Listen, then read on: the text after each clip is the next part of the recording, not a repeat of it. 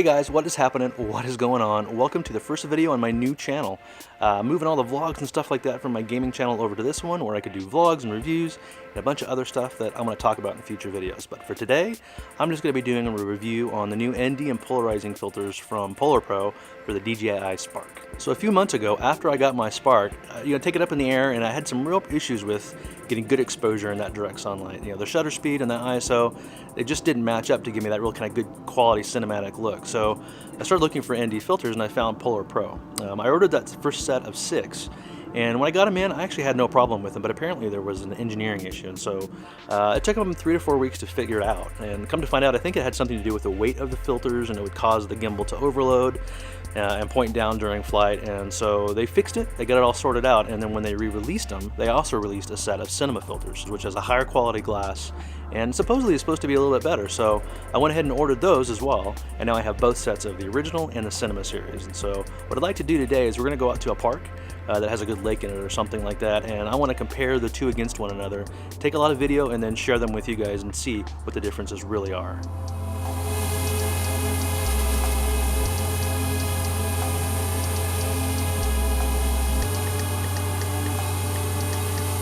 Alright, here we are at Chatfield Lake Reservoir, where I brought my DJI Spark and these guys, the PolarPro filters for that Spark, out to give them a full test. I have these, which are the original 6 series that I bought maybe 2 months ago, and then I have these guys, which are the cinema series I got last week.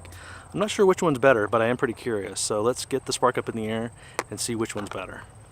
Alright, we're going to start with the regular 6 series first, which has the polarizing filter, an ND8, an ND16, and an ND32 filter, which I believe is 3, 4, and 5 stops. And then we have the ND8 polarizing filter and the ND16 polarizing filter. In the cinema series, we have the ND4 polarizing filter, an ND8 polarizing filter, an ND16 polarizing filter, and then just a regular ND8, 16, and 32 filter. Now you're going to see a bunch of videos after this that are going to be side-by-side comparisons. And at the end of it, I'll probably come back and talk to you a little bit about which are my favorite ones and which ones I think did the best job.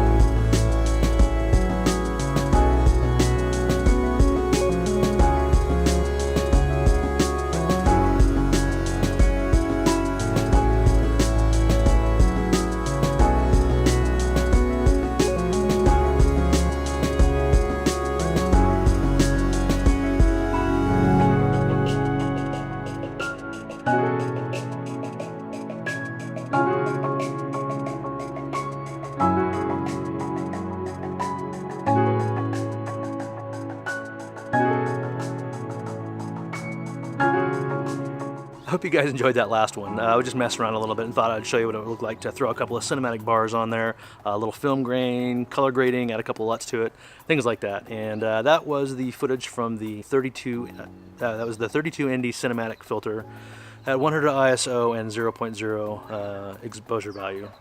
And just so you know, across all of those previous images, all the white balance was set to sunny. So I wanted to be consistent across all of them, even though they were all probably a little bit on the warm side for me. At least it was consistent across all of them. So what are my thoughts and conclusions about this test? Well, first of all, I want to give you some caveats about the Spark. It is either a really expensive toy drone or it's a super inexpensive starter drone into the professional series for DJI. It only records video at 1080p and at 30 frames per second. Even though it has a 4K sensor, it uses that extra room for stabilization. It's only got a 2-axis gimbal and it needs that extra room to kind of add that third axis. So even though it can do 4K photos, it can only do 1080p video. And as far as that exposure triangle goes, like I mentioned earlier, it's got a fixed f2.8 aperture. The ISO goes from 100 to 1600, I think, on photos and 3200 on video. But the reality is that 100 is the best ISO. And so, as you noticed in some of those earlier videos, when we cranked it up to 200 ISO on that last one, if you zoom in at 200%, you can really start to see that grain. So you're fixed at f2.8 and 100 ISO realistically. And then if you follow the 180-degree rule, or the 2 times the frames per second on your shutter speed, then you end up at 60, or 1/60th of a second. And that's kind of where you're locked in. And so unfortunately, you're locked in on aperture, you're really locked in on ISO in terms of quality, and you're kind of locked in at shutter speed if you want to get that kind of buttery cinematic motion blur.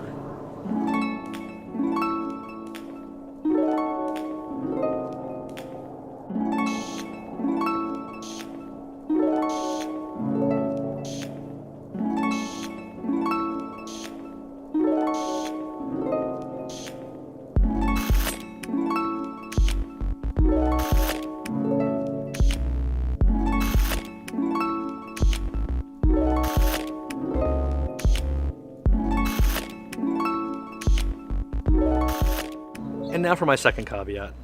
It all depends on how you're going to use the Spark. If you're going to take it up in the air and fly over these really big landscapes with no motion blur, because it's going to be this slow, gentle crawl in the air, you probably don't need these filters. The reality is these are really helping you on the motion blur side, because it allows you to put these sunglasses on your camera and get more light into it and be able to get that shutter speed down to where you're going to get the kind of motion blur that really makes that cinematic quality look. But if you're going to go out and you're going to fly this really low and you're going to try and get cars and people and waves and stuff like that, then you really need something like these filters. And the reality is, I haven't tested any other filters yet, but the PolarPro do a really great job. And at the end of the day, right now, just looking at the footage that I've seen, I think the Cinema series are probably truly worth it. Now, a lot of this is really going to come down to personal preference, and both of them do a really nice job. For me, I think I like the quality, the color that's coming out of the Cinema series a little more than I like the color that's coming out of the regular series, even though I can fix most any of that in post, as you saw from that the last side-by-side that I had, and I did color grading on both of them. They're very similar. And the other thing I really like out of the Cinema series, it seems to me there's more detail in them.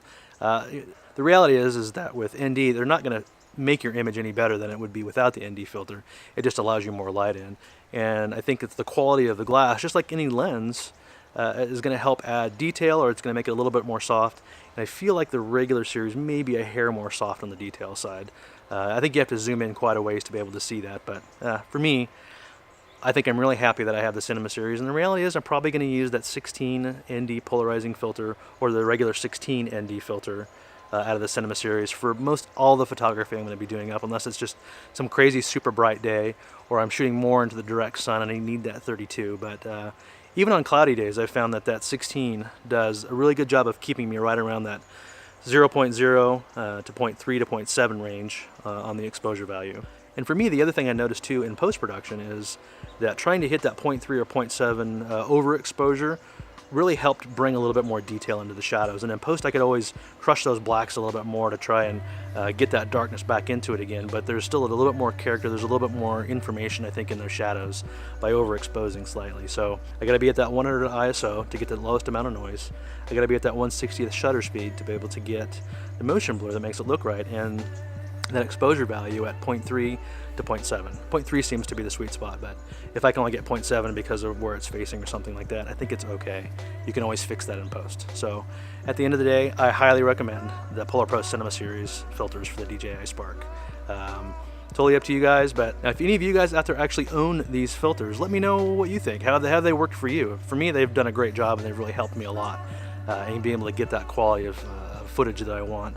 But if other people have had problems with them or issues, let me know. I'm really curious to see how other people have used them. Now, I just bought a new Hero 5, and PolarPro actually makes ND filters for that as well. So if anybody at PolarPro is watching this and you just want to send me some of those ND filters for my Hero 5, okay. Anyway, thank you all very much for watching. I really appreciate it. Again, if you have any ideas, anything you want to share with me, leave them down in the comments. Otherwise, a thumbs up or a subscribe would be much appreciated. It's a new channel. I know it's going to take a long time to build some subscribers, but anything helps. I really appreciate it. So thank you all very much for watching. I appreciate it. Have a great day.